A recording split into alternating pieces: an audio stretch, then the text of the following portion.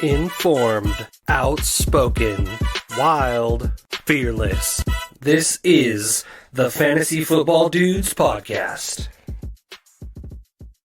What is up, my dudes? This is Trent with the Fantasy Football Dudes Podcast. I am joined by Jordan, Phill, and Seth. While we were here, I want to let you know today's episode is brought to you by Trophy Smack, the dude's favorite place to get our fantasy football trophies, last place ribbons, participation awards, whatever you need customized, that's a trophy. Go to Trophy Smack. www.trophysmack.com/dudes, 15% off your whole entire order. Help yourself out. Help us out too. Phill, it's week 9. We're ready. Phill, you're sort of a Raiders fan. How you feeling about Josh McDaniels? I'm surprised you haven't asked for a moment of silence with him being gone. I'm not. I cheered for the Raiders for a short time in my life, and it was because I just had to cheer for the team that was like predominant in my household. I am not a Raiders fan, although I do respect the Raiders. And there was like Rich Gannon was fun to watch. Obviously, Charles Woodson. There's just a variety of different players you obviously have to respect. But I'm not a Raiders fan. I will say though, I feel like Mike McDaniels and I really connected. We're basically on the same playing field. When you think of him, think of me. I think I'm more of a mix between like him and Dan Campbell. But he went into the press conference in Germany. Did you guys see this? I did not see this. Total crickets. He's like he just totally bombed. But he walks in. He's like, "Hey, how's everybody doing? I'm a lot bigger in person, aren't I?" And it's just like the reporters are like, "What do we do with this guy?" Like he's just. Did you not see that? No, I got lost because you said Mike McDaniels, and we were talking about Josh McDaniels, the Raiders coach, not the Dolphins. I've moved on. Basically, Phil, basically, what happened with Mike McDaniels happens with you every single time on this podcast. And then you said Germany, and I was like, "What?" That's what I'm saying. That is exactly what I'm saying. Sometimes you got to bomb to really know when you're swinging for the fences. Like sometimes you just have to really be in the dirt. You got to hear crickets. I think Trent may have tweeted that out at some point. You have to hear crickets at some point in your life to then come back and be like, I'm just hitting home runs now. And so I feel like me and Mike McDaniel really connected on that. Hey, I agree with Phill. I agree. Every good joke teller has experienced crickets. That's a fact. But I don't know why he went from Mike McDaniels, Josh McDaniels. We should have gave you crickets for what you just did. I know, Trent. Rewind. Okay. The reason Phill did that is because, Phill, you were a Raider fan. And my question is, have you been a Seahawks fan longer than you were a Raiders fan yet? Like, or is it not even? Yes. He is not. No, I think I stopped cheering. I stopped cheering for the Raiders when I was about 12, I would say. That is a lie. Who were you cheering for in high school? I had no team. You were a Raider fan. No. If someone would have asked you what you were when you were 19 years old, you would have said Raider fan. No, I would have chosen players. I honestly would have. I would have been like, there are a bunch of different players that I really liked at the time. And so there's a bunch of different players that I would have said I would have liked at the time. I probably stopped cheering for the Raiders. I'll give you 14. But at this point in my life, I've now cheered for. It's pretty close. I will say it is pretty close. But by the way, the Seahawks are the number 1 team right now in the NFC West, which is why am I clapping? To clap it up about. Yeah, no, I mean here's the thing. There we go, Seth. Here, also, I need to settle a bet. I was talking with a guy who you guys are all related to and that I am an acquaintance of. And hurry this up so we can get into the preview, though. But yes, he was talking about running backs, and I said Danny Woodhead was at one point in his life a starting running back, and he disagreed with me. And I said that's factually incorrect. Danny Woodhead was a starting running back, and he was actually a pretty good pass catcher out of the backfield, and he continued to deny that. I'm not going to say his name. It rhymes with Schmolman, and he was a good running back. Will you all agree with that? Why are you arguing with Schmolman about fantasy football? Like, are you on a caffeine high or something? Like, what is going on, Phill? You are all over the place. Like, I have a lot. What the hell does Danny Woodhead have to do with anything ever? I haven't been on the pod in a little bit of time. We were talking about running backs who are pass catchers, and I brought up Danny Woodhead, and he said Danny Woodhead. Why are you talking a million miles an hour right now? Yeah, when did we ever talk about a running back who's a pass catcher? No. I was talking with him today before the podcast. Do I need to talk about every random conversation I've had today on the podcast? It was fantasy relevant. It's a fantasy relevant conversation. How is Let's that get into these fantasy games. relevant? Danny Woodhead doesn't play fantasy football, isn't in fantasy football right now. He was a full point PPR stud. That's how it has to do with fantasy football. The guy had like over 700. Go ahead. In the Super Bowl era, Danny Woodhead had some solid games as a running back pass catcher. Let's move on. I think we should have a moment of silence for the Raiders, firing their coach, passing the torch, and a moment of silence for Phil's fantasy football career. But anyways, we are not going to do that. Starting Danny Woodhead. Jordan, Jordan, you have the totals ready. Before Jordan gets in the totals here, today's Thursday night preview is brought to you by our friends at Underdog. Underdog is the best place to play best ball, guys. You can draft there every single week. All kinds of drafts, football, basketball, hockey, baseball, whatever you got. Underdog has all your fantasy football needs, for a nice quick draft fix. And they got other stuff too. Promo code DUDES will match you up to $100. Jordan, what do we got here, buddy? What were the totals for last week's pick'em? Okay, so Trent and Phill tied for last at 10-6. Is a pretty good week over just in general overall compared to the week last week. I went 12-4, and Seth is now on the board for the second week at 13-3. Congratulations, Go, Seth. baby. Just kidding. Because I'm a dummy and picked the Packers to beat the Vikings. Otherwise, Seth and I would have tied. But so our totals are I have 3 still. Trent has 2, Seth has 2, and Phill brings up the rear with 1. All righty. So, guys, we decided we're going to start doing a start, a sit, and a sleeper. We didn't do our sleeper justice last week, so let's go ahead and get our sleeper out of the way right here. Right for what now, it's worth, I nailed my sleeper last week. I wasn't on the pod Sunday to gloat about it, but I nailed my sleeper last week. Where were you? Tell us where you were at. Where were you at, Jordan? Let's recap that for a second real quick. Most people know because I sent in a video. When I missed the pod, I sent in a video, letting the people know where I'm at. You just ghost them. So, but yes, I was at the World Series, Game 3. We lost 3-1. We lost the World Series today. But it was he just finished wiping his tears before he got on.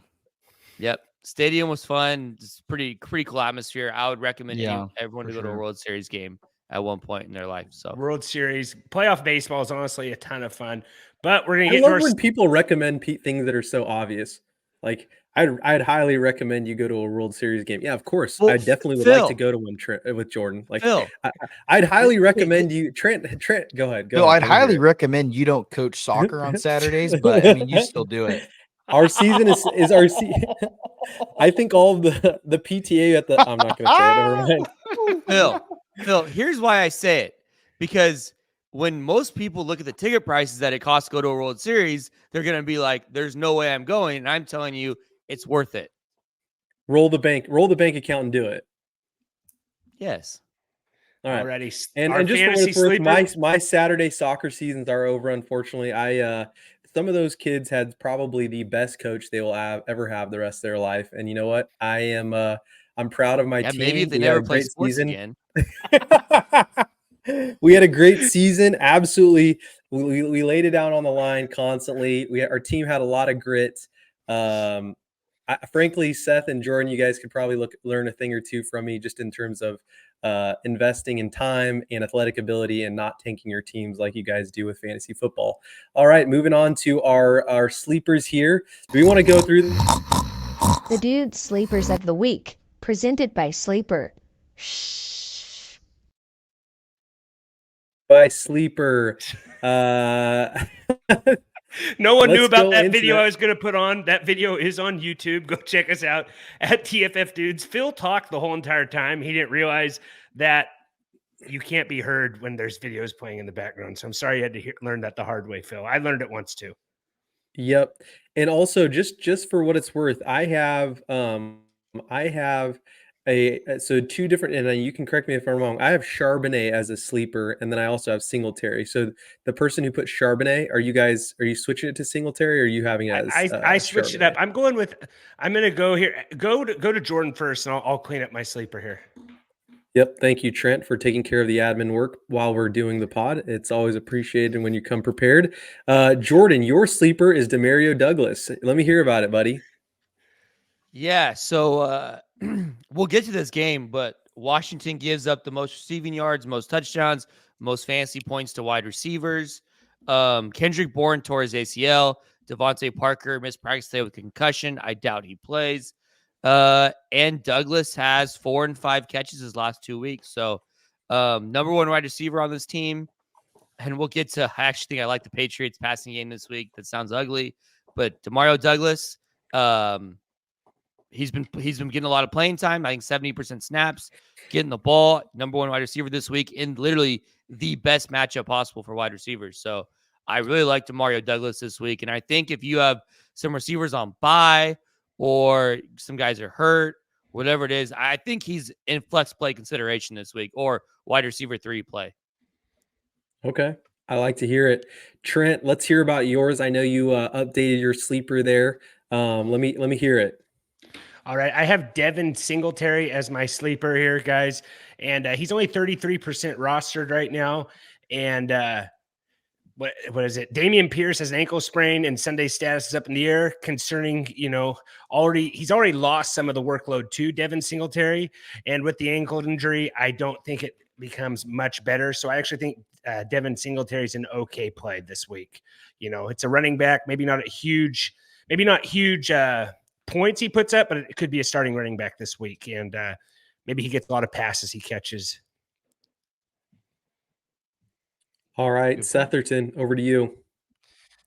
Yeah, so I'm gonna go with Taysom Hill. This one might be a more obvious sleeper, but I mean, everyone's seen just the monster stats he had. 2 weeks ago, he was featured in the passing game really well. This last week, he had 2 rushing touchdowns. He has 3 rushing touchdowns in the last 2 games. The most carries has gotten 9, but he's getting involved more in the passing game, and his snap count it looks like it's at 45% or higher in the last 3 games. So he's getting the usage. He's just a red zone monster. And if the Saints really need to win games, he's going to come in on crucial downs, like 3rd and short. He's going to come in the red zone a lot when they can run the ball because they just get another body out there to block. And he's just a great runner. So, I mean, I think we can expect at least a touchdown. So I think 6 points is at least safe. I think he's probably going to finish around 10 or more again this week. As long as the Saints are in close games where they can run the ball, he's going to be the featured guy in the red zone for sure. Yeah, and he's dealing with a little bit of a bang up. He was somewhat limited, but I think he's going to end up playing Seth. So I think this sleeper still very much plays. For sure. So we can probably hop into this game here. Is there anything else you wanted to add, change, update any notes, Trent? Start the pod over again, anything like that before I don't know why that wasn't updated because it's been updated in mine since 2:45 today.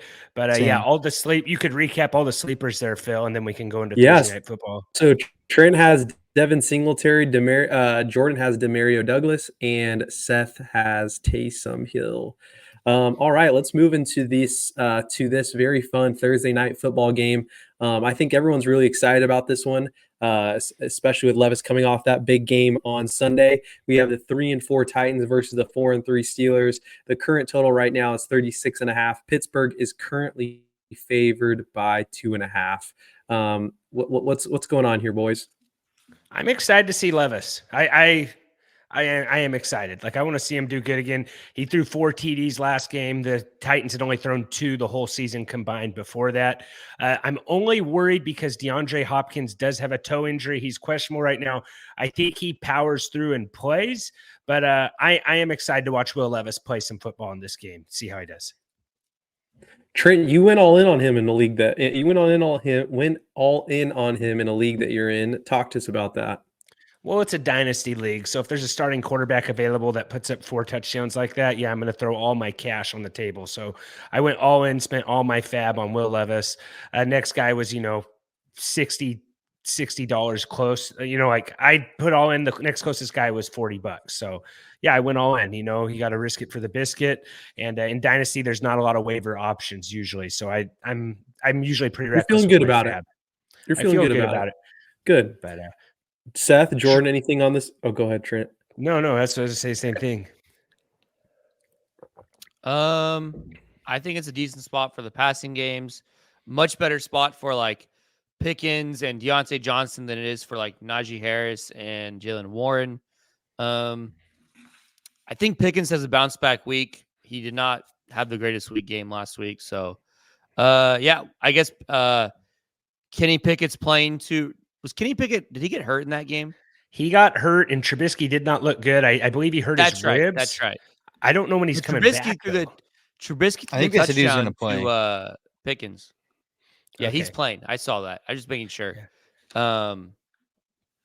Titans defense is allowing 4.6 rushing yards per carry. So it's a decent spot for Steelers running backs. I just don't know which one it's going to be. Well, I think they've gotten worse as the year gone on. Early in the season, they were a really good run defense. Yes. And they were more of a pass funnel, but I think it's kind of gotten worse. Just talking about defense, Trent, I don't know if you noticed this, but like the Steelers defense is a very weird defense. They're really good for fantasy purposes, but they're really not that good at all. Like when you look at it from like the fantasy points per position they allow, like they score a lot of double digit like fantasy points defensively, but they do give up a lot too. So is it because you think they get a lot of sacks and takeaways? Is that what it is? But give up yards and touchdowns. Give up yards and points too. So like they're like one of those defenses that like they're not a good real life defense, but they're a good fantasy defense, which I feel like that doesn't normally correlate too well, but it does with that team. I feel like some of the games they win, right, yes, they give up a decent amount of points, but they win those games because they have like an interception or a forced fumble or like 6 to 8 sacks, or something crazy like that. But they still give up, 500 yards. Like Joey Porter Jr. is a top graded corner in man coverage. He primarily plays the left side of the field, and DeAndre Hopkins lines up over there 44% of the time. So, but DeAndre Hopkins, I think he could maybe win that matchup. I kind of was ready to write DeAndre Hopkins off, kind of like he said people did write him off, kind of like Geno, he said, but he needs it. The Levis quarterback is what he needs. A quarterback is going to chuck it up for him, let him go get it. Like he was not a good fit with Tannehill ever. And here's the problem with DeAndre Hopkins. It's his own fault. He chose to go there. Exactly. The guy could have been playing with Patrick Mahomes right now, but he chose to go play with Ryan Tannehill. Look in the mirror. It's your own fault. We'll see, though. I don't know. He scored a lot last week, Jordan. Maybe he'll keep coming. Yeah, but like, okay, but like, you can't complain when it's like exactly. But I mean, the Titans gave more money than the Chiefs, right? The Titans gave him more money than the Chiefs, though. Which makes sense. I love when Jordan just gets going. Look in the mirror. It is your own fault. Sometimes I hope that's good advice. That's good advice that sometimes people outside of the NFL need to hear. There's a couple people on this pod. There's a couple people on this pod who need to take a very close look in the mirror. All right. Well, thank you for that insight, Mr. Danny Woodhead.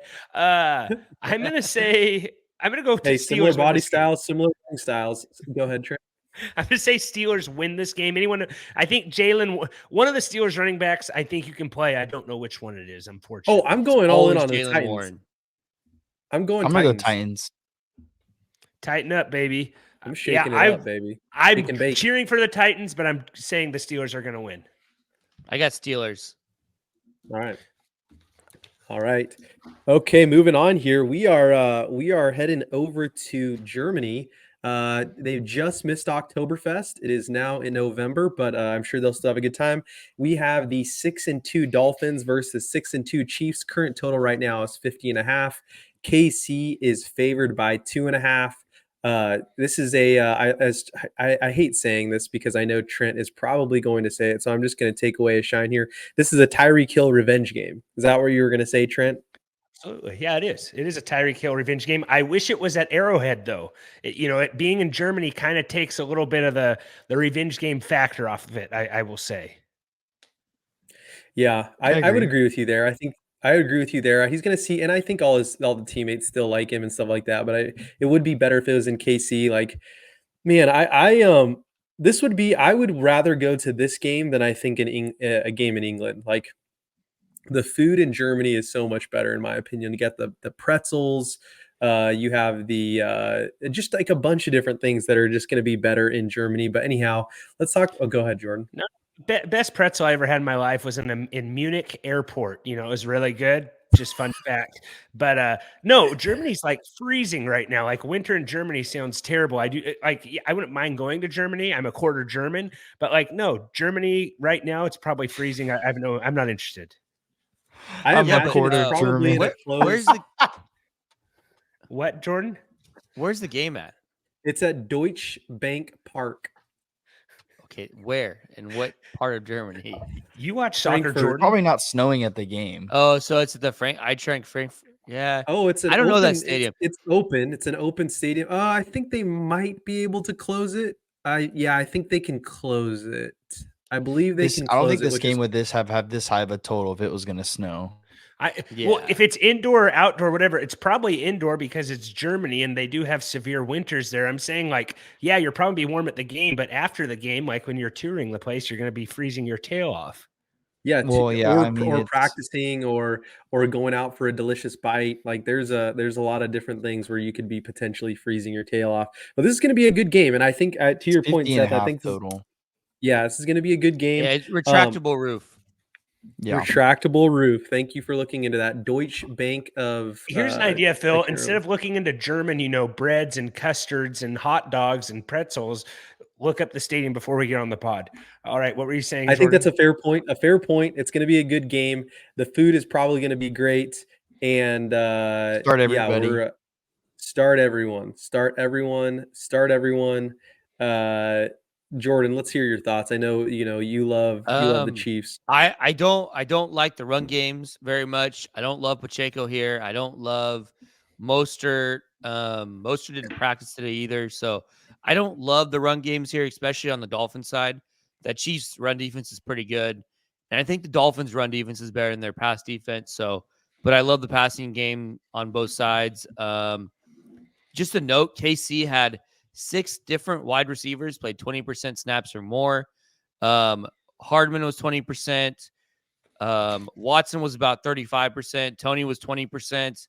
And then all of Rashee Rice, MVS, and Sky Moore are all about 55% and up. And Rashee Rice is the leader. So Rashee Rice is my favorite KC wide receiver. I think it's a pretty good spot for him. So yeah. So I like the Kelsey, Mahomes, Rashee Rice. Don't love Pacheco as much, but then obviously like Pacheco's fine. I think he's definitely fine just because of his role. But yeah, then all the Dolphins obviously, except I'm a little bit lower on Mostert. This Chiefs defense is pretty good, but like Tyreek Hill, Waddle are more matchup proof than I think Mostert is. I think we can have a big Waddle game in this game. I think that's going to be a little bit more to come, right? It's coming at some point. Yeah, and more concentration on Tyreek Hill here. It's his old team and everything, and maybe they kind of know his strengths and weaknesses pretty well, him spending all the time he did there. But I think Waddle could have a really big game here. And I like Pacheco more than Mostert because, like you said, Chiefs defense is pretty good. The other thing to consider, like some of these teams, they've been talking about it basically all week on some of these networks, but Travis Kelce, just in terms of if you can figure out a way to shut him down to some extent, it really shuts down. It locks up the Chiefs' offense quite a bit. And even though McDaniels is more of an offensive coach, I imagine they're probably scheming up some pretty good things over there in Miami, or rather in Germany, to kind of try and slow him down a bit. I know that's every team's deal, but just as they've started to see that a little bit this season, I think they probably got some good stuff. So, and just it just depends a if point there. Taylor Swift's going to be there or not. I don't think That's she's a going to good be point. there. International, Yeah, she doesn't But travel to quote international Coach games. Prime here, to quote Coach Prime, you can know everything. You still have to stop it. That's true. It's true. That's So true. we'll see. I was but surprised anyways, Seth wasn't. I was surprised Seth wasn't Deion Sanders for Halloween. Like honestly, I thought that's what he was going to be. Instead, he was Shmi from Peter Pan. I didn't get my glasses in time. Anyways, I'm gonna go Dolphins. Oh, for sure. I'm Dolphins too. Yeah. I don't think it's that bold of a take. Trent, you're acting like we took No, Denver versus KC last week. Like what was I don't think Kansas City loses 2 in a row. I know it's a neutral playing field. I'm excited for this game. This might be the bet. This is the most excited I've ever been for a game not on American soil. I'll say that. Yeah, this morning game, 6:30, man, I'm gonna be like so pumped for this game. So I'm going Chiefs. I don't think the Chiefs lose 2 in a row. Jordan? Okay. I got Chiefs. You got Chiefs. All right, moving on here. This is another really good game that I think people are excited about. A lot of hype coming into this game. This is, one. This is a big one.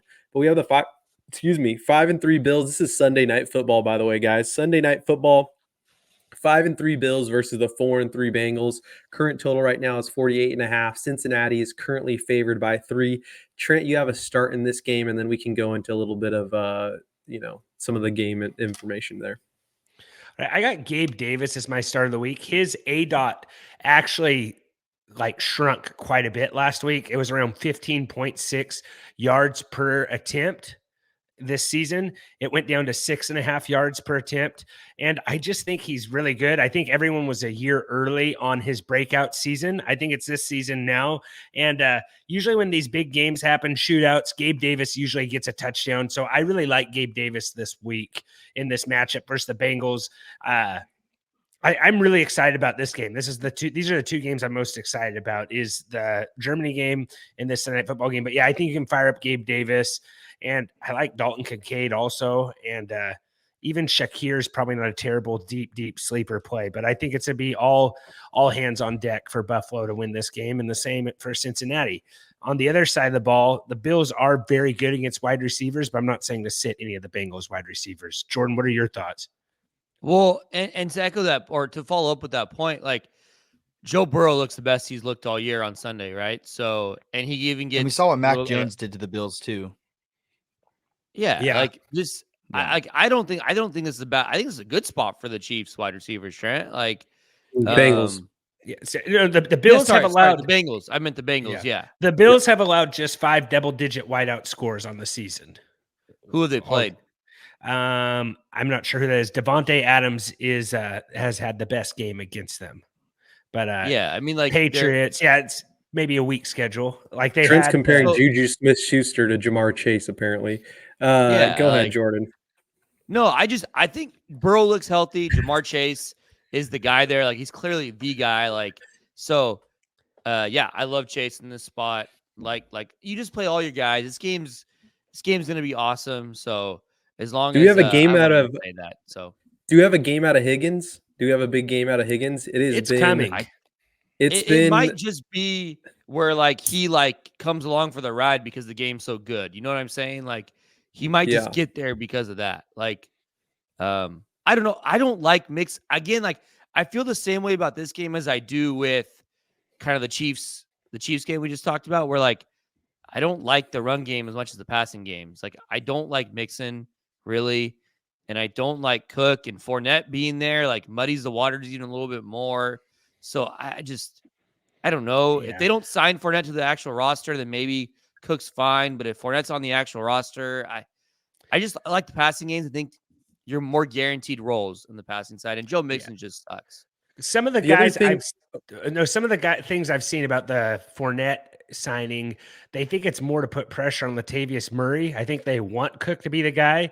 But it seems like last week they did they did 20 plays in no huddle, just a faster paced offense. And it's just, I think if they stay in that, I don't know if they're going to run the ball as much. It's just quick stuff to all those wide receivers are really good at quick stuff. You have Diggs, Davis, and Kincaid. For Kincaid's sake, I don't really want Dalton Schultz to come back. I mean that in the nicest way possible. And it is a road game, Jordan. You mean Dawson Knox. I'm sorry. He's on injured reserve, Trent. He's out. When's he come back though? Well, he has to be out 4 weeks. And last week he's got at least 2. I know. I want him to stay out longer than 4 weeks. Well, he's not going to get the same role. You can't keep balling. I hope. Yeah. He's not. No, I mean it would. I mean McDermott's not that dumb. I know. I'm mad it took this long though. The thing about but sometimes that's what it takes for guys to blossom in their role. Yeah. And Dawson Knox is their guy. He's been their guy. Sorry, Phil. Sorry. No, you're good. Go ahead. The thing about T. Higgins that I also mentioned, he was receiving some trade interests coming into this week, and he is on a contract year. So I imagine, I imagine just the latter half of the season, he's probably going to pick up quite a bit, or we should probably expect him to pick up quite a bit. You know what I'm saying? Especially if the Bengals keep rolling too. Yeah, to your point, Jordan, James Cook's past 4 games have amounted to 7.8 fantasy points or fewer, minus that 2 weeks ago when he caught that touchdown pass. Well, here's the problem with James Cook is he's not playing in the red zone. He's entirely dependent on a long touchdown. Yeah. Like the only way he's scoring is if he has a long touchdown or he racks up the PPR points with the catching. Like he's just not, they're not using him at the goal line. They're content with Latavius Murray falling down at the 2 every time, which is why they brought in Fournette. Yeah. And honestly, if you're like me, and I know most people are not like me, but when you have the Josh Allen, James Cook stack, it makes it not quite as bad because Josh Allen is running some of those in also, right? But it'd be nice to get because that's the other one too, is it's Josh Allen throwing, and Josh Allen does steal some goal line carries also. Like not as much this year as he has in the past, but yes. Yeah. But I'm going to go, in Cincinnati, I'm going to go with Bengals. I'm going Bengals too. I'm also going Bengals. All right, here, let us move on. We have this is another very exciting game. And I don't know, Trent, I thought you might be more excited about this game than any other this week. But we have the 5-2 Cowboys versus the 7-1 Eagles. Current total right now is 46. Philadelphia is currently favored at home. No starts or sits in this game, but probably just going to go into a little bit more just because this is a good one here. I'm excited about this one too. You're right. I kind of got ahead of myself. I'm excited about this one, and I think you kind of play everyone in this one too. I'm not excited about Pollard. I know Seth said that receiving backs do okay versus the Eagles, but Pollard, since week 4, Pollard's 33 in fantasy points per game, 8.5. So like I kind of said most of last season, I don't think Pollard's an every down running back in the NFL. And it's looking like that's true. I know you guys, or I know Jordan's not a huge Derrick Henry fan, but I kind of wanted the Cowboys to trade for Henry just to get Pollard off the field, that he gets maxed out. Jordan, he gets maxed out. Like, did you see the rumors of what his running back coach said? What does running back coach say? Last year, after that big, who was it against? He had that 55-yard touchdown reception last year versus the Saints, and he said, "I don't got any more in me, coach." Like he runs out of gas. It's just how he is. He's built like that. I also think the Cowboys' offense isn't as good as they were before. I don't think their O-line's as good. Like, and I don't think I feel like they're trying to use him in the way they use like Ezekiel Elliott, or like they're trying to use him in a way they used Ezekiel Elliott when he was the only running back there. And they're not using him in the ways they have in the past. Like, just because he's the only guy there doesn't mean you have to use him completely differently. You could use him like how the Chargers use Austin Eckler, but they're not using him like that. They're trying to use him as like some power back, or like, that's just not what he is. Yeah. Well, they have no power back, right? Like, who are they going to use as their power back? But neither do the Chargers. Like I said, that'd be a good trade candidate. I still think Pollard will have a decent game in the passing game, but I will say the Eagles are the best team against fantasy points for running backs. It's a horrible matchup. But I still think he gets decent amount of points just from the passing game, because the Eagles do give up quite a bit of points in the passing game to running backs, because their defense is just completely like wide open to any sort of throwing. I guess, Trent, my point is, and you might know this more than me, it doesn't feel like they're using Pollard in the passing game. Yeah, not. I think because he's on the field more, maybe they aren't. I don't know why they aren't. But what's happened the last 2 games is CeeDee Lamb has demanded the ball the last 2 games, and I think they need to give him the ball 10 opportunities a game. Yeah, that's fine. But like, do they ever run any screens for him? Like, that's how they were using him last year. Yeah, like that wheel route he ran that was an awesome touchdown. That 1 week where he had like 3 touchdowns and they were like 2 big passing plays, and it was a wheel route, and it was just awesome. Like how the 49ers use McCaffrey. It's just like you got to use it in similar ways. We're talking about Mike McCarthy, who is not the smartest tool in the shed. Like, I don't know what to tell you. Like, he doesn't know like what he's doing, if we're being honest. Tweet at him. Yeah, please. Yeah. Tell him. Get him. Yeah. Take a look in the mirror. This is a good test.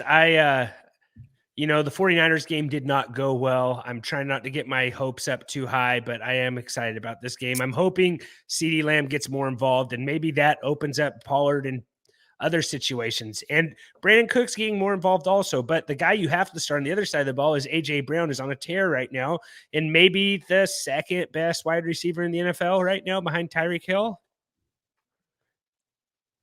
I think over the last few weeks, A.J. Brown's been the better wide receiver. Okay. Jordan, what do you think? It's close. It's close between. Let me pull up here. It's A.J. Brown, Tyreek Hill, Jamar Chase. It's those three. It's really close between those three. Jamar Chase has had a really good last couple of weeks. But Seth's pointed up, like, I think CeeDee's in a better spot than A.J. Brown for what it's worth. Like, absolutely. A.J. Brown's just a really good football player, but he's actually in a lot tougher matchup where, like, this Eagles secondary is horrible. They're awful. It's their only weak spot of the team, I think, in general. Sam Howell just tore this team to shreds. Jahan Dotson had the best game of his life against his team. Like, I love the spot for CeeDee. I like the spot for Michael Gallup. I love the spot for Jake Ferguson. Like, it's just a great spot for that passing game. So I will be loading it up with some Dak and CeeDee this week. No. Keep Dak out of your lineup. That's a curse, Jordan. I'll give you $5 to not put Dak in your lineup. Like, please, just don't do it. Like, we'll come to the pod. We'll be happy. We'll sing Kumbaya. Well, this isn't fair. Dak was good last week, Trent. Was he in your lineup? Howell. No, Sam. Okay, yeah, Sam keep Dak Howell out of your lineup and keep his name out of your mouth. So, anyway. Okay, I'll say this. It's like a 1A, 1B situation here because A.J. Brown's had over 125 receiving yards. And, like, over the last 6 games, he's had over that in every game. Less touchdowns. Tyreek Hill's getting more touchdowns. And his yards, when he has blow-up games, he has a lot of yards. But it's like a 1A, 1B situation here. Okay. What about Swift? You excited about Swift, Jordan? Yeah, it's a solid matchup. But again, like, the Eagles are just so good on offense that it doesn't matter. But it is a better matchup for the Cowboys than it is the Eagles in this game. Yeah. What I've noticed out of Dak since the 49ers game, it seems like he's been playing a little bit more like Mississippi State-esque, where it's kind of like, I'm just going to take over. I'm not running these. It seems like he's a little more mobile. It happened about halfway through the Chargers game where it's just like, I'm taking over this game. He's not being a pocket passer. He has to play like backyard football like he used to do. He hasn't done it for about a year and a half. He's starting to do that again. I know they don't want him to get hurt, but they need him to play like that to win. Yeah. No, I obviously I like Dak a lot in this spot. Gallup's interesting because he got a ton of targets 2 weeks ago. He didn't get as many this week, but I think I like Gallup as well. Like we saw what those secondary wide receivers for Washington did. So I do like Gallup a lot and Cooks to a degree. But also on the Eagles side, Goddard's in a really good spot here. Really, really good spot. Mm-hmm. The Cowboys are a lot more susceptible to the tight end beating them than the wide receivers on the outside, is what it seems like to me. All right. I'm going to go Dallas wins this game. Who's going Eagles here? I got Eagles. I'm going Eagles at home. Dallas? Got Eagles. It's in Philly, which makes me not want to go Dallas Eagles as much. then, Trent. I'm sorry. I just can't, though. You know what I mean? No, I get it. Phill, back to you, buddy. Yeah, that would hurt. All right, we have. You know what hurts though, Phill? Not using Manscaped. Oh yes. That hurts too, but Manscaped is the dude's official sponsor for all our men's toiletry bathroom needs. Head over to manscaped.com. Promo code DUDES20, 20% off your whole entire order. The Lawnmower 5.0, that thing's great. It's got 2 different heads you can rotate on and off. I believe you can use it for your face and wherever else you want to use it. It's still got the flashlight. They got the Weed Whacker 4.0, the boxers, all the good stuff, some nice body wash. Seth, you're getting way too excited in this promo, so I'm going to just say DUDES20, 20% off your whole entire order. Phill, what do we got next? That was a good transition, Trent. I got to give it to you. That was a good one there. All right, moving on here. We have the 3-5 Colts versus the 1-6 Panthers. Current total right now is 44. Indianapolis currently favored by 3. And Since week 4, this is a Trent stat that he's feeding me. Colts games combined for the highest total at 58 points per game, ahead of the Dolphins actually at 54.8, and allow the most opponent points per game at 31.8. So little Gardner Minshew love a little bit. Obviously, Anthony Richardson's hurt, but Minshew comes in and slangs it. YOLO ball. I think he went to the Jameis Winston school of let her rip. And so we've had some good games there. Let us go into that, boys. What are we thinking here? I like Josh Downs. Like, he has, I believe, 3 straight games of double-digit fantasy points. He's kind of turned into like Minshew's guy there. I think you play Pittman too, but I really like Josh Downs as a, maybe on your waiver wire still. Go check that out. But I like Josh Downs. Jonathan Taylor needs to have a blow-up game eventually. It's coming. I don't know when it's going to be, but yeah. What do you? I think Zach Moss is still playing a decent amount. That's the problem. It's the Jonathan Taylor week this week. Smash spot for Jonathan Taylor. I think the Panthers give up like the most. They're like one of the best matchups for running backs when it comes to like fantasy points allowed. Let me look this up real quick. Colts allow the most opponent plays. Yeah, Panthers allow 27.3 fantasy points per game to running backs. They allow the 3rd most yards and have allowed 12 touchdowns to running backs, which is the most. So, JT actually is playing 60% snaps. Zach Moss played about 50% snaps. So they're on the field a little bit together. I think that might be wrong. Let me double check that, because I feel like the Jonathan Taylor game is going to come. And so it's all about when it happens. And I think it's going to happen soon here. Yeah, 39% snaps for Zach Moss compared to 61% for JT. The week before was 50-50. And I know Moss was a little bit banged up coming into the week, so maybe that played a factor in it. But I think JT's the guy here. So I like JT a lot. I think it's the JT breakout game. Going to have a lot of him in DFS this week. And then I think on the other side, Chuba's in a good spot. Miles Sanders is not even playing anymore. Chuba's playing pretty much all the snaps. And then this is a good matchup for Thielen too. Really good matchup for Thielen. Yeah, and Thielen's just letting it rip every week, like just plug that guy and play him. But it's actually a good matchup. Like you're saying, it might not be a garbage time. Thielen, the ageless wonder. I'm going to say Colts win this game. I don't know if the Panthers are ready to go on a win streak yet. Anyone going to go Panthers? No, I got to go. I got to go Colts here. Yeah, Colts.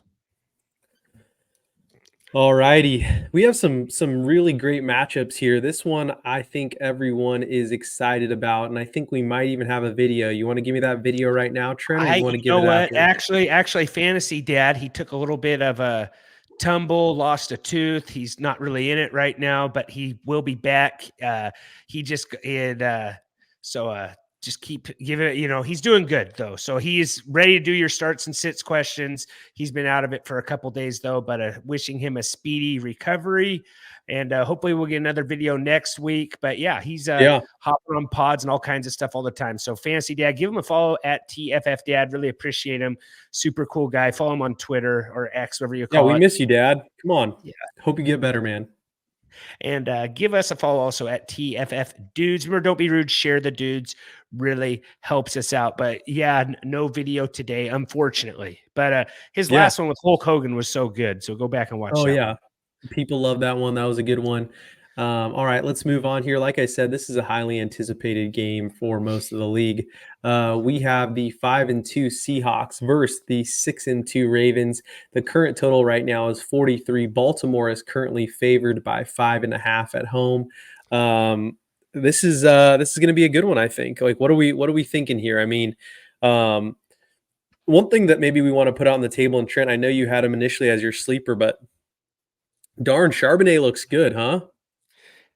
Well, I think the thing with Charbonnet is Walker is a little, what is it? He has a little bit of a calf injury concern, and I thought Charbonnet might get a decent amount of snaps. He did. It was the snap percentage was He had I was 60%. He had 59% of snaps last week. Charbonnet did. Yeah, and I was wondering if that might boost up depending on the calf injury. That's all. But the Ravens are pretty tough against the pass, actually. So might be a decent play for on the ground. But yeah, I'm looking at that calf injury where I'm thinking you might be able to play Charbonnet even if Walker suits up. Yeah. Well, they're good no, against the totally. run too, Trent. Yeah, Baltimore's good against both. Yeah, it's a good defense. It's a good defense. But yeah. Are you excited to play? Like is this a Jackson Smith the Jigba game? Is he back? No. I know it's a tough passing game. I think it's a but Tyler Lockett game. you think so? Yeah. I think the Ravens will probably limit big plays, which I mean doesn't necessarily take DK out of the game, but I think like when the games they need short yardage throws, they're gonna probably be throwing to Tyler Lockett and JSN more. Jake Bobo will probably play a lot of the game. Yep. Probably because he run blocks really well, and that's kind of been the story behind it. So he'll definitely be playing a lot. Bobo But I don't Baggins. think he'll have like unless he catches like a crazy catch again or has a crazy run, like he's not really fantasy relevant. I think JSN kind of is though. So if you need like a wide receiver 4/flex play, I think it's fine. I mean, you have buys, and if you have them on your team, like you're probably not too excited to play him against the Ravens.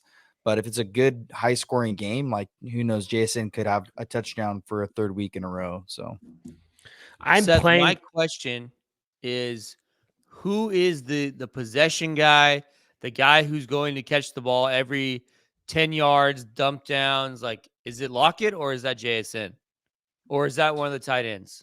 So when they used, I think it's more Lockett. So when we saw like the game in overtime, we saw Lockett catch a lot of short passes, and yeah, he caught a big one for the game winner.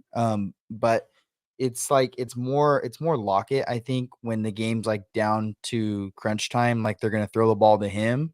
But I do think they are using JSN more. That the week that DK didn't play 2 weeks ago, they were using JSN differently, right? We saw a different kind of touchdown. But last week, this was more kind of how they were using it at the beginning of the season, where it was a lot of screen and like 1 yard pass catches or like a couple yard pass catches, and he scored on that one. So I'm not really sure how they're planning on using JSN. It seems like they're using him like they were using him in the first few weeks, which kind of disappoints me because you see at JSN at Ohio State, and he was not like, sure, he tore off some big like bubble screen touchdowns, but it's like he's like a big play guy. Like I wish they would just send him more down the field. But well, the only reason I asked that. Go ahead, Phil. No, I said the only reason I asked that is because Trey McBride like had a huge game last week, but I think a lot of that was like short stuff, like like a lot of like volumes. And I think the one touchdown he got like pushed in to the end zone, but like that's why, like, because he's just kind of like the ton of volume, short stuff. So I'm just curious, like, because Baltimore doesn't. The tight ends are just they're so volatile. Yeah, it's like Noah Fant could have a good game, and it might be like his like one of 3 only good games all season, and that means like decent game, or it could be 4 different tight ends have catches, like it could be totally like that. But I mean, we'll see. I mean, the Ravens are good, but I'm gonna go Seahawks. What it seems like too, Seth, just for what it's worth, and you can correct me if I'm wrong here, but it almost seems like it's more of a pride thing for DK. Like they should definitely make DK be the guy that JSN is playing. Like I think he could have probably a much better he could probably have some much better success at what they're doing with JSN and letting JSN be like the kind of guy DK is being right now. I just don't think DK wants to be that guy. Do you get what I'm saying a little bit? Yeah, I just think if the Seahawks want to actually be like a really good offense, they need to be throwing the ball to all 3 guys. And I mean, we all know how DK's like mental capacity is, it's like if he's not getting the ball and the Seahawks are losing, he just completely breaks down and acts like a complete child. But the problem is, it's like if you want to be a team like the Eagles, you have to realize that some players are not going to have good weeks because it's just that player happens to be more open, or they just work in the game plan really well. And if that means JSN or Tyler Lockett has to go off and DK has to suffer, and it's vice versa the other few weeks, then that's just the kind of offense you have to be. If you want to be a good offense, not all 3 guys are going to always have good games. So, yep. I mean, sure, I could tell the guy that to his face, and he probably thinks I'm an idiot, but who knows? He would have. Hey, He two wouldn't be things can the be only right. one. Two things can be true, Seth. That's what's so cool. Yeah. I'm gonna say Hey, real that. quick, Trent, real quick. We got to talk about the Ravens side because this is like an elite matchup for the Ravens passing game. Like, we're going to get a bounce back Lamar week. Zay Flowers in a great spot again. I think we get that. I think he has another bounce back week. And Mark Andrews, like, this is such a good spot for the Ravens passing game. I want to make sure like that was thrown out there because these guys want to talk about the Seahawks for 24 hours. But It's true. yeah, the Ravens are in a great spot here. But What they're in a about- really tough spot in the run game. Like, it's a tough spot for Gus Edwards, but this we saw what Amari Cooper did to this defense last week, the Seattle defense. Mm-hmm. Yeah, I have. You like Gus? You don't like Gus Edwards as much. Gus Edwards No, has it's a tough matchup. back-to-back. Yeah, he has back-to-back 20-point finishes. Keaton Mitchell is healthy. That's a guy I've been hanging on to. I kind of dropped Gus Edwards because I have Keaton Mitchell. It looks like a terrible move so far. So do not always follow what I do, but I'm maybe excited about him in Dynasty. I'm going to say Ravens win this game. Sorry if that breaks anyone's hearts on this pod and all the Seahawks listeners that we have all the Seahawks listeners you guys think we have. I'm going Hawks, baby. I'm going Hawks for sure. This is a bird fight. Baltimore. Yeah, it's a bird fight. And honestly, I think a Raven would probably actually kill a Seahawk in a real fight, but we're going Seahawks, baby. I don't Crows know. are annoying. Seahawks. No, Crows are Same thing. Yeah, no, you're right, Seth. I think my only disagreement is I think the Seahawks win. They have a little bit more grit. They're on the streets of the water a little bit more, and so I think we win that one. It depends if the battle's over sea or over ground. 2 if by air, 3 if by sea. All right, moving on here. We are moving on to the 3-4 Bucks versus the 3-4 Texans. The current total right now is 40. Houston is currently favored by 3, which is actually kind of wild to me, even though they're at home. Jordan, you have a sit in this game. Yeah. I got Chris Godwin as a sit. Texans give up the third least fantasy points to wide receivers, 6th in wide receiving yards allowed to wide receivers, and have only allowed two touchdowns to wide receivers, which is pretty impressive, like through 8 weeks. So, and then on top of that, you look at Godwin, who scored his first touchdown of the year last week, has only had one game over 80 yards. So he basically has a high floor, but zero ceiling. And so with zero ceiling in this matchup, like, to me, this is just like why? Like, you're basically like, you're capping your upside here. Maybe he gets you like 8 points. And if you're fine with that, then go ahead. But like, I feel like you're trying to get more upside out of your receivers. So I just think it's like just not a really good spot for him. Tough matchup. He doesn't have much upside. This Texas defense is really stingy to wide receivers. So I'm just going to sit Chris Godwin here.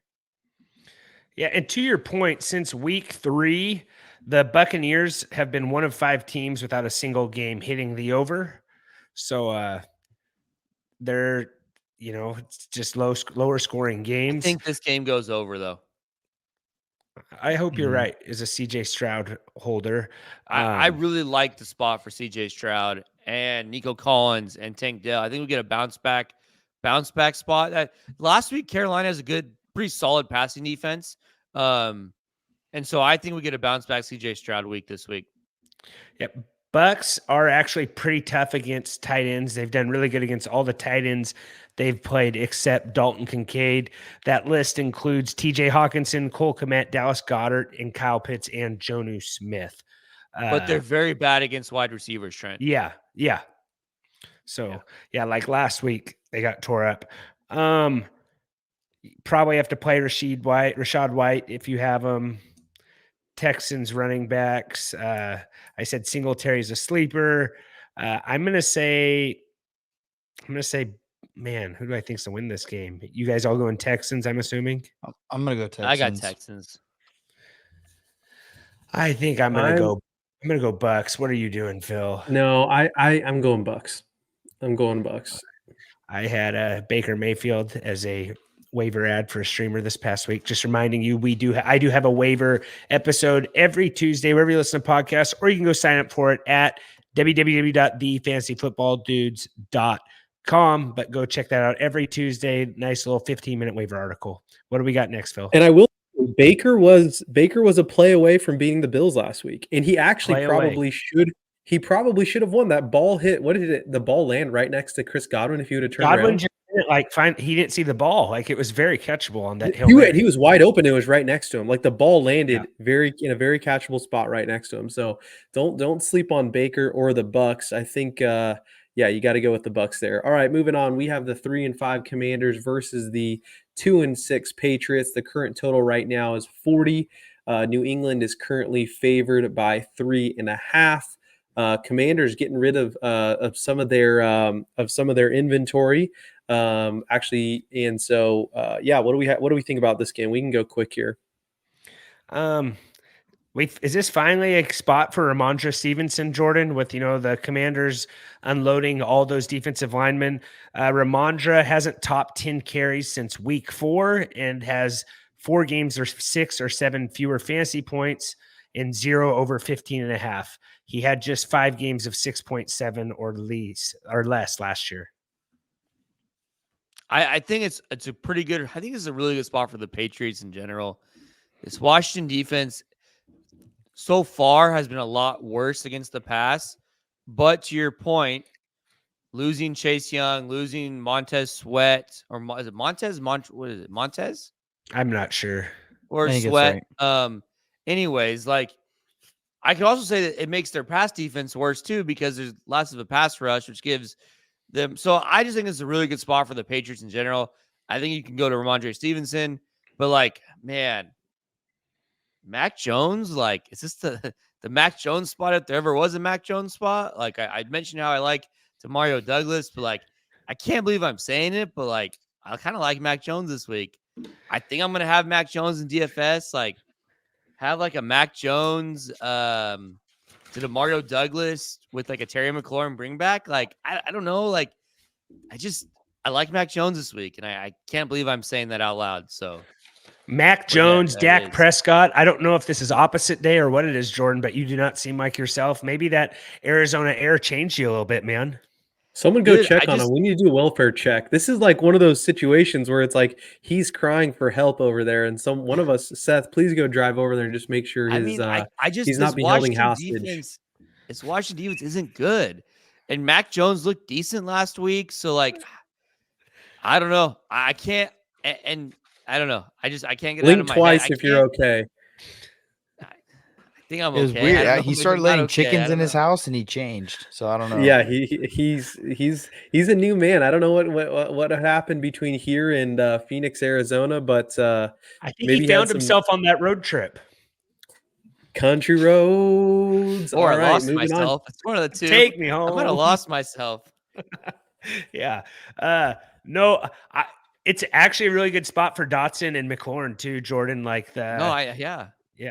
This could be a sneaky fantasy play, a little fantasy stew. It's fall weather. Actually, pumpkin spice weather. I think that's almost done. So that's kind of sad while we're there. But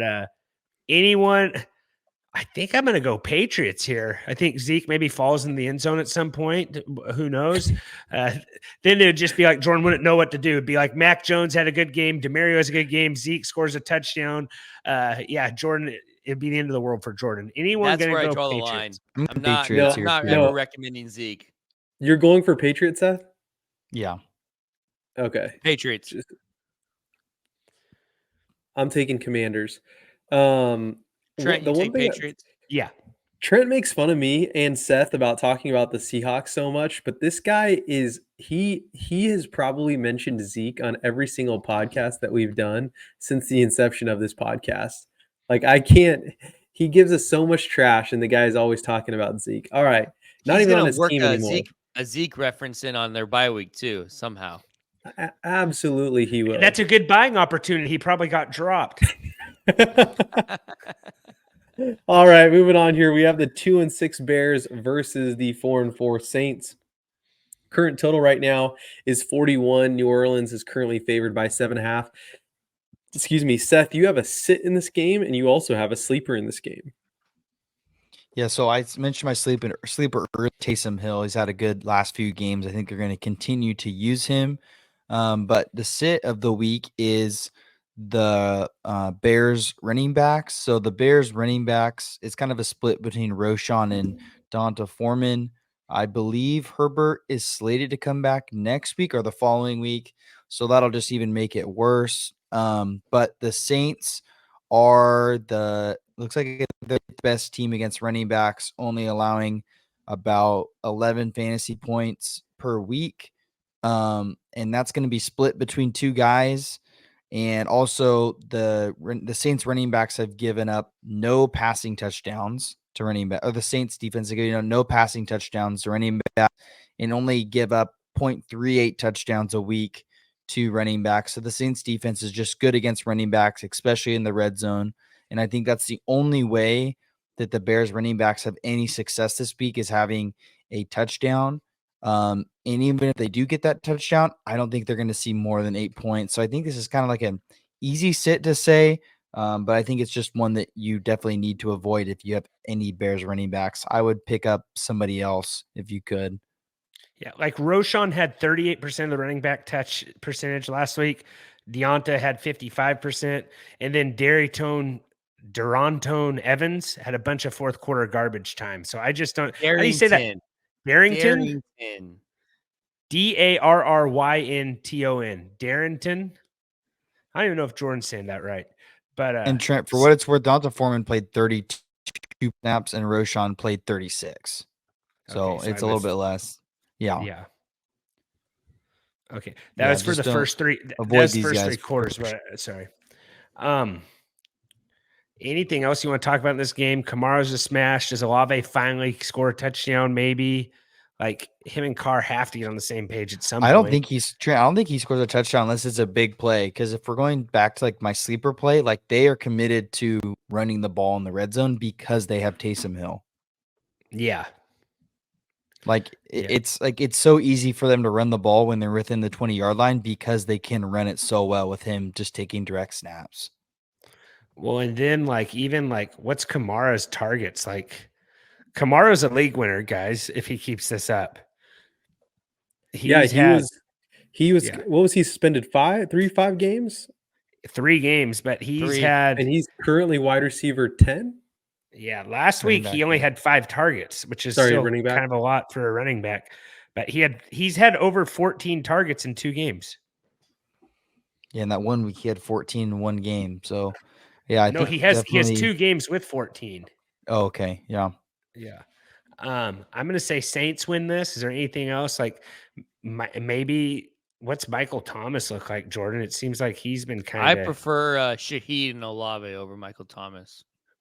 Shaheed's just he's a fun play. Shaheed could be a sleeper play every single week. Yep. Yeah. That's just, he's very boom or bust. But yeah. I just echo what you guys have about Kamara. It's a great spot for him. So I'm saying Saints. I'm going to go Saints for sure. Okay. Saints. All right, moving on here. We have the Rams, 3-5 Rams versus the 2-5 Packers. Current total right now 39.5. Green Bay is currently favored by 3.5.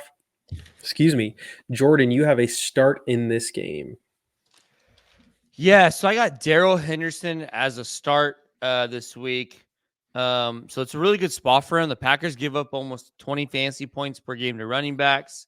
And then on top of that matchup, you have either a hurt Matthew Stafford or a Brett Ripien starting. So you would think the Rams will run the ball quite a bit. I think it was 3 weeks ago, that first week that Darrell Henderson played, I think the Rams carried the ball or handed the ball off like 30 times. I think we could see something very similar to that. Henderson's only like him and Royce Freeman pretty much split the snaps down the middle, 50%, but he has out-touched Freeman both weeks. So I like Henderson a lot more here. It seems like Royce Freeman's probably out there for like pass blocking stuff because Henderson had, let me see here. Henderson had 18 carries in week 7, Freeman 12. And then last week, 12 carries for Henderson, Freeman 9. and Henderson is way more involved in the pass game than Freeman is. So, like Henderson quite a bit this week. I think it's a pretty good matchup for him. And again, like I expect the Rams to run the ball quite a bit with the hurt Stafford or a Ripien there. And then on the flip side, my question to you guys is, what the heck do we do with Cooper Kupp? I don't know. It's not fun. And I think it is Ripien. And I'm hoping McVay can maybe, like, we saw a bunch of different quarterbacks last year for the Rams, but Cooper Kupp wasn't there, right? So it was kind of, I'm curious to see how McVay schemes him in with a different quarterback. I'm more concerned about Puka than I am over Cooper Kupp. I think Puka Cooper Kupp is has he a bounce back week regardless. I think, Or is regardless of Cooper his Kupp quarterback. washed? I don't think he's washed. No, I don't think Okay, he's washed I'm just posing the question because it's like you just feel like you just have to keep playing him. But like, I'll be honest, in one of my leagues, I was doing better before Cooper Kupp came back. Did Puka leave mid-game last week? I don't know. I wasn't watching that game. He was limited on Wednesday. Yeah, he had only 5.8 points. He was limited on Wednesday. He's questionable. Sorry. He played Trent. 92% of the snaps. I think so, and he only had 5.8 points. I think that Cooper is probably going to increase. I think veteran guys, especially if we have Stafford out, if veteran guys usually are going to take up some of the target share there. So I think that he's probably going to be a big guy if Stafford's not playing, even with like the mix-ups. No, but just looking at Cooper Kupp, he had 10 targets. He had 10 targets last week, but it just didn't pan out. But back-to-back bad games for Cooper Kupp. But maybe you might be onto something, Jordan. My question is, of these four receivers, sit one: Cooper Kupp, George Pickens, Devontae Smith, Terry McLaurin. Man, I'm in a similar boat with you. I'm gonna go Pickens. You're going Pickens? I don't think his upside is as big as the other guys. Sit Pickens Tennessee? Because I have Pickens and I want him to go off. So I think if you sit him, I think Pickens is the highest upside out of all those. I'm leaning Devonta Smith, but he's got more involved this past week, and Dallas might key I don't in on know. Brown. I guess my points. Would you tell someone they're crazy if they said, "I'm going to sit Kupp"? In this circumstance, no. With this quarterback, if you're concerned about the quarterback play, I think if you have Matthew Stafford and you say sit him, I think you're crazy. Yeah. Yeah. I mean, I don't know. Like, I'm just throwing it out there. Like, I think if we saw like 4 weeks in a row of of bad games, I think we could maybe start. We're 2 weeks in. Seth. Yeah, we're 2 weeks in, so we got 2 more. I mean, to figure it out here, but it also helped too that Puka didn't have a good game last week. No one did. Would you trade Cooper Kupp for CeeDee Lamb? Right now, of course. Yeah, I don't think anyone will, though. Would you trade Cooper Kupp for Calvin Ridley? That's hard, I think. If you're worried about the quarterback play, that's hard, man. That's really hard to do. Would you trade Cooper Kupp for Devontae Smith? I don't think I trade him for Devontae Smith or Ridley. I think you could still, depending on the league that you're in, Jordan, Cooper Kupp can still. You may get Devonta Smith and if it's a dynasty, you may get a pick next year, or another player. Would you? I think he's still valued Brandon high. Ayuk? I might do that. I don't love it though. But Cooper Kupp, he is 30. That's how much his value's fallen, though. Think about that. You just said you trade Cooper Kupp for Brandon Ayuk, probably.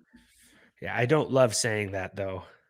I don't know, man. In your home league, you think Cooper Kupp has dropped in value that much? If you have a Rams fan in there, maybe not. Yeah. You know I'm just kind of like Chris Olave. Would you trade him for Chris Olave right now?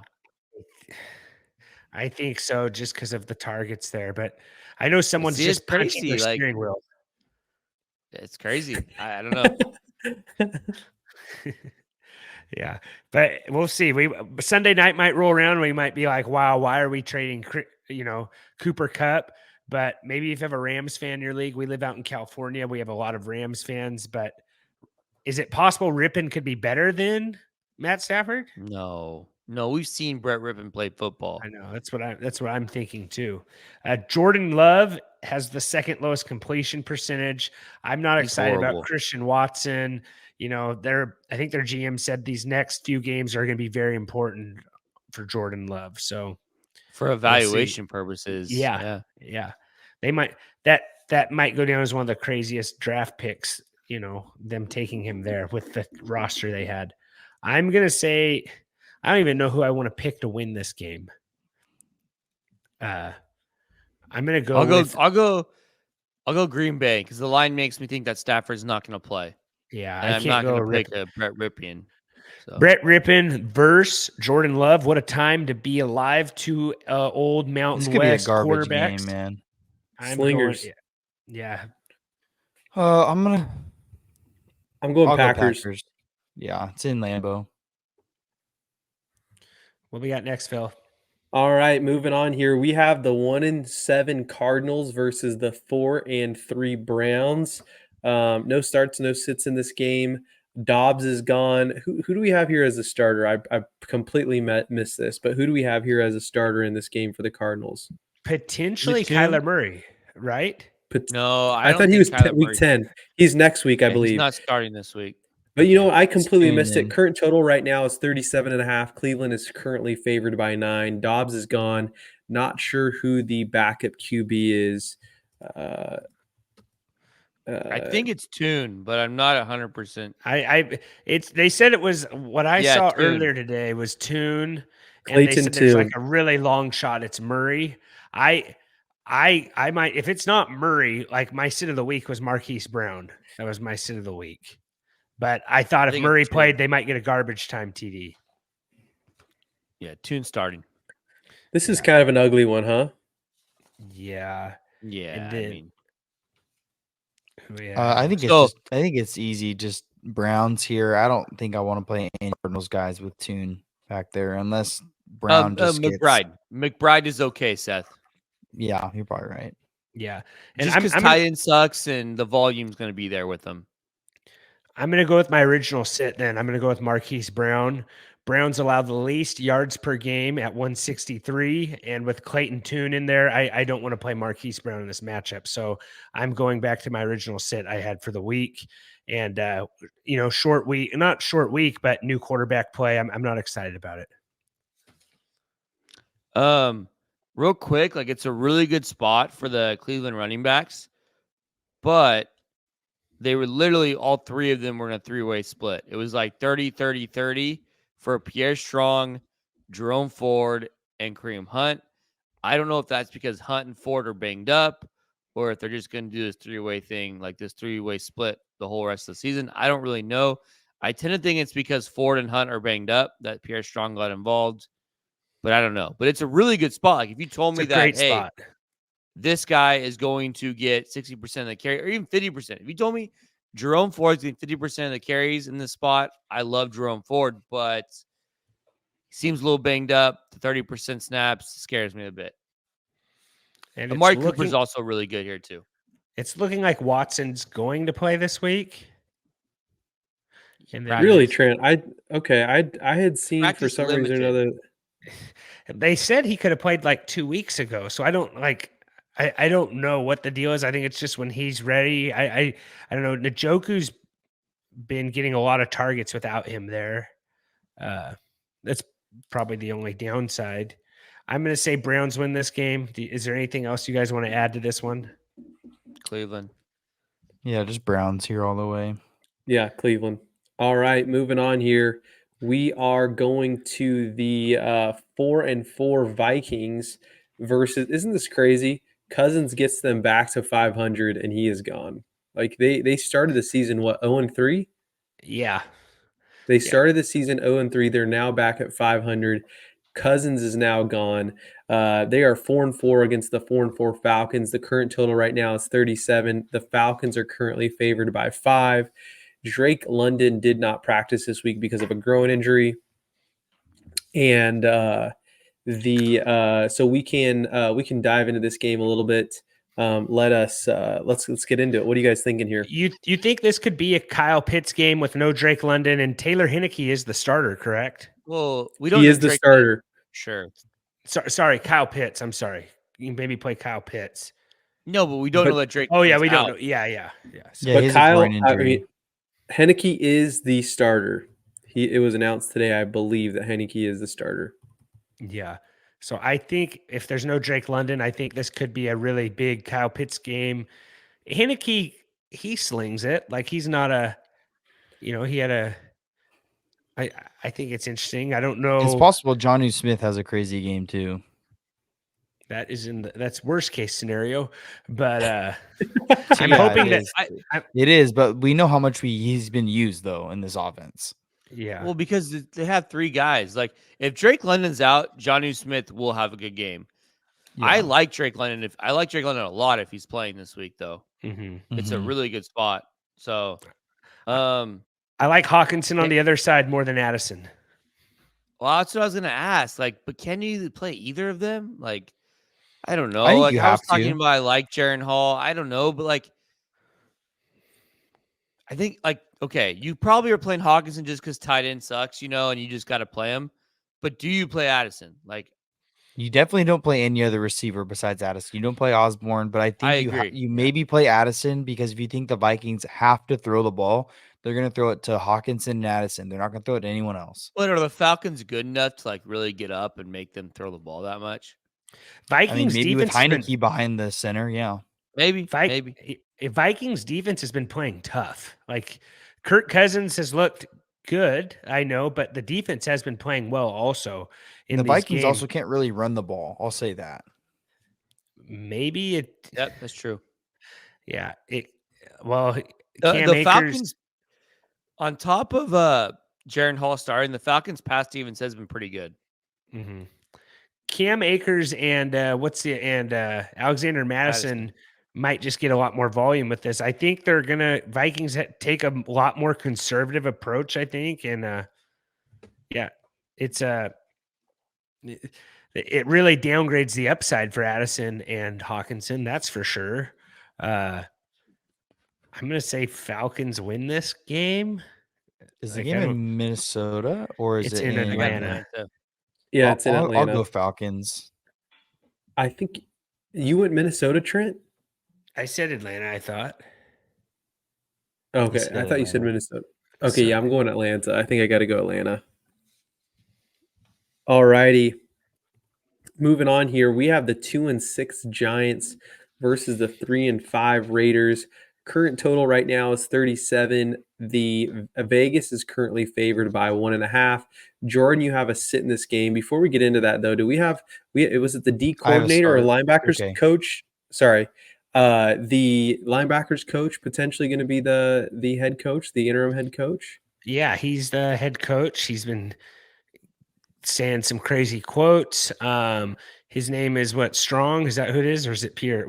What's the Raiders coach? Antonio Pierce. Sorry.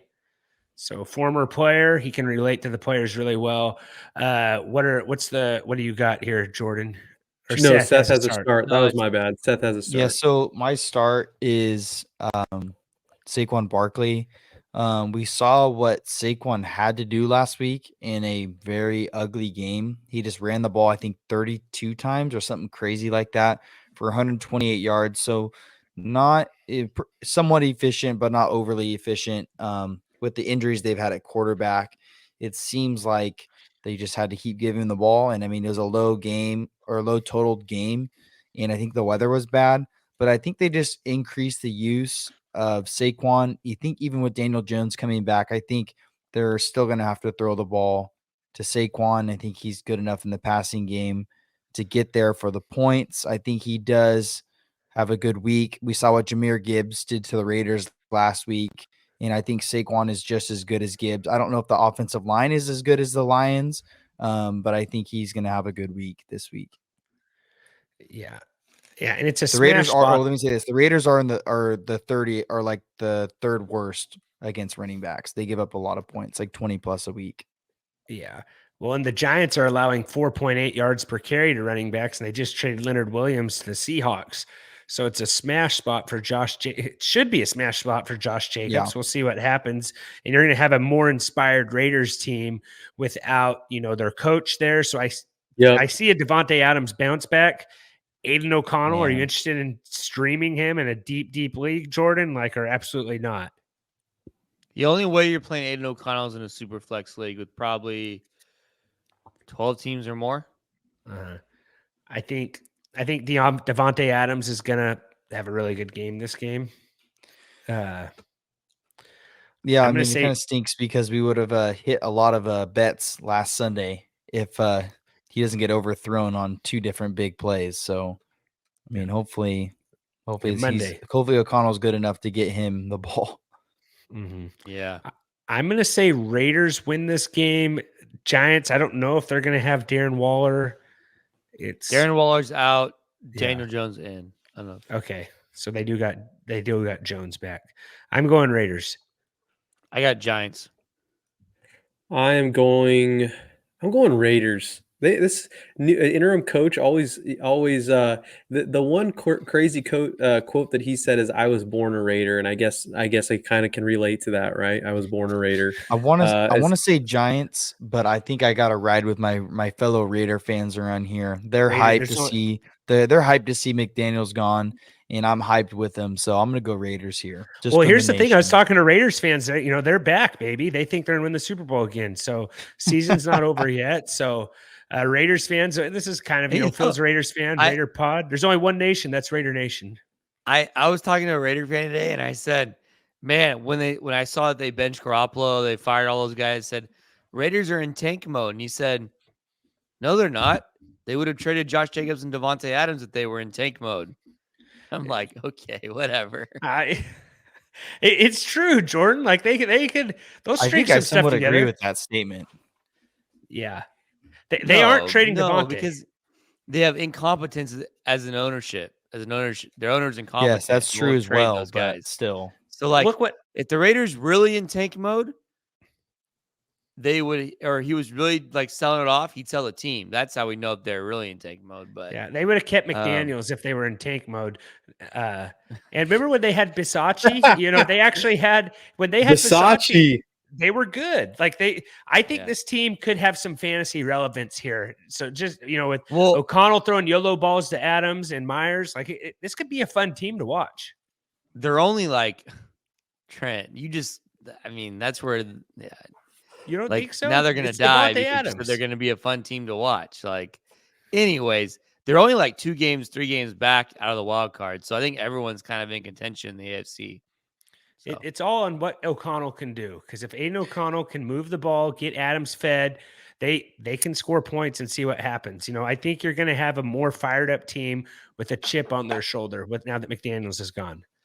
You say that, Jordan, that no one's really out in the NFC, and the Broncos just beat the Chiefs last week. So, what are we looking at here, man? The Broncos might be out in the AFC. They have the same record. I know. That's why they didn't trade anybody. Okay, I'm saying Raiders win. I'm going Raiders. Raider Nation. Zach Crockett touchdown dance, Phill, right here on your screen. If you even remember who that is. Sorry, I was looking to the. What did you say? Zach Crockett touchdown dance. Remember that guy for the Raiders? There we go. I know that. I know the hand Ultimate thing that you just did. All right, moving on here. We have the Monday night football game. Chargers 3-4, Jets 4-3. Current total right now is 41.5. LA is currently favored in New York. All right, gentlemen, this is our last game. Just really bring it home, would you guys? All right. No team allows more passing yards than the Chargers, Phill. Jaguars are in second. Jets allow the 6th most receiving yards per game to running backs. So I think this could be a smash spot for Austin Eckler. And other side of the ball, Breece Hall, I think, could have a good game. Also, fire up your Garrett Wilson. This will be an interesting Monday night game. And we have seen far too much Chargers primetime games. Make it stop, please. If I could... You know how when you use your iMessage text, you can emphasize the text? Thank you. I just emphasize everything what Trent just said. Thank you, Jordan. That's the nicest thing you've ever said to me. You're welcome. Phill, what do you have to say about this, buddy? I don't know. I mean, I'm obviously a Jets fan, and I could see them figuring out a way to win this one. Here's the weird thing. You guys were talking mad trash about Aaron Rodgers coming back. The dude's recovery is wild right now. Like, did they not go after any quarterback because Robert Saleh thinks that Aaron Rodgers is going to be back in like late December? Like, what are we thinking here? To me, it's just crazy to have Aaron Rodgers out there just kind of like letting it rip on the sideline pregame. And they went after absolutely no one in the QB market, especially with the trade deadline that just came and went. Like, what are we thinking here? Like, does Saleh just think he can go for broke with an awesome defense? I think so. Like their wins are ugly. They're very ugly. Probably just not anyone out there he really wants. Like he probably doesn't want to trade for Josh Dobbs. Like who else is out there to play QB for him? Ty Huntley. Oh my goodness. Phill, you should have shaved your beard, just kept a mustache, and been Aiden O'Connell for Halloween. Like that was a huge missed opportunity for you. Just got like a white shirt and drew his number on there. You look more like Aiden O'Connell than I do. Like you legitimately in some I should have done that. I wish you would have told me to grow a mustache and do that. Yeah. Yeah. Thanks, you had a mustache a couple of weeks ago. Thanks, but no thanks. Old segment we used to have. Jordan, what do you have to say? I feel like you're trying to like roll your eyes, but not roll your eyes on. No, camera. I'm actually reading about Aaron Rodgers' recovery timeline. He said it's crazy. He said the thing we have to remember, I need to be able to move. Otherwise, why the heck would I come back? I need to be able to play from under center and get to an outside zone handoff and get to a keeper and be able to move in the pocket. Otherwise, I'm not doing our team, myself, my career any favors. A lot's got to happen. I'm not even jogging in. I'm just taking some nice drop backs. So a lot has to happen. Which, yeah, that's true. But like he's recovering super fast. He said the walking has really normalized. I'm able to walk pretty normal, and that I think things can progress into jogging and moving. But today is Tuesday at 7 weeks and a day since surgery. Tomorrow will be 7 weeks. We're ahead of schedule, but a long way to go. Yeah, I mean, he if he's coming back, it's after January. So I'm obviously being exaggerative there, but that would be the craziest recovery from Achilles tear in the history of probably has to be absolutely. I mean, I think the fact that he's just even standing up, throwing, and like even where he's at right now is a crazy recovery. I mean, we're talking about like one of the most because like I don't mean to give like a basketball reference here, but like. Kobe Bryant couldn't even like come back fully from a torn Achilles. Like, it's the same doctor. Like, yeah, but like we're talking about like one of the most like people with the toughest mindset, like toughest, like mental toughness. And like if Aaron Rodgers can come back even older than Kobe Bryant did, it'd be pretty impressive. And Kobe had that flu game too. All right. Okay, that's in the plot. All right. What are we taking here? Is anyone going Jets here? I got Chargers. Oh gosh, this is the game the Chargers will lose because it's typical Chargers fashion. I'm going 37 as the total, and I'm going Jets. 37 total, and I'm going Jets. 37 and Jets. I'm gonna go. And Jets have a better record than the Chargers. That's what I didn't realize. I'm going to go with Jets, and I'm going to go with 34. Okay. Jordan, would you say? Oh, no, go ahead. Yeah, go ahead. I'm going to go 34. I'm going to go that was pretty low. Chargers, and I'll go 40 on the dot. Okay. Setherton? I'll go Chargers and go 41. Here's the thing, though, guys, is like when the Jets play games, they're ugly and they're low scoring. Like, what was their last one? It was like 17 versus the Giants. I know there was negative passing yards. Yeah, but I think that was a pretty rainy game, though. I think the weather was bad. So I think that does it, guys. Anything else you guys want to add here? We're No? half after this week. We'll be half Sunday or Monday. We'll be halfway through the season, which is absolutely insane. And the Sheesh. fantasy season is more than halfway. That's true. Yeah. That's true because the week 16 is kind of the Championship, Yeah. basically.